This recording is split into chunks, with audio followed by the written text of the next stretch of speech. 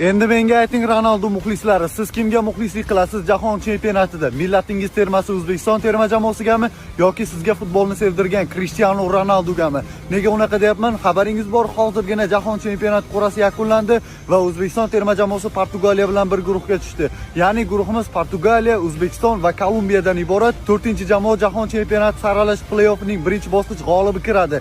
Ya'ni u yoki Zelandiya bo'ladi yoki bo'lmasa Yamayka terma jamoasi bo'ladi. Ikkovidan biri. Bunisi biroz ahamiyatsizroq. Ahamiyatlisi biz hozirgi paytda Janubiy Amerikaning eng kuchli jamoalaridan biri bo'lib turgan Kolumbiyaga qarshi o'ynaymiz. Ularning tarkibida James Rodriguez va ayni damda jahonning eng kuchli vingerlaridan bo'lib turgan Luis Diaz bor. Endi esa guruhdagi asosiy raqibimizga to'xtalamiz. Portugaliya terma jamoasi. Eslatib o'taman, bu Cristiano Ronaldoning so'nggi jahon chempionati va ular Ronaldo uchun ham butun jamoa bir bo'lib chempion bo'lishga harakat qiladi. Bo'lib ham yaqindagina vafot etgan Diogo Jota uchun. Umuman Portugaliya terma jamoasining guruhdan chiqishi uchun, jahon chempionatida chempion bo'lish uchun motivatsiyasi yetarlicha va har bir jamoa biz uchun jiddiy raqib bo'lib bormoqda. Endi menga javob bering, Ronaldo muxlislari, siz O'zbekiston terma jamoasi va Portugaliya terma jamoasi o'yinida kimga muxlislik qilasiz? Millatingiz termasi O'zbekiston terma jamoasigami yoki sizga futbolni sevdirgan, futbol deganda xayolingizga birinchi bo'lib keladigan futbolchilardan biri Cristiano Ronaldo uchun Portugaliya terma jamoasigami? Fikrlaringizni kommentariyada qoldiring va obuna bo'lishni unutmang.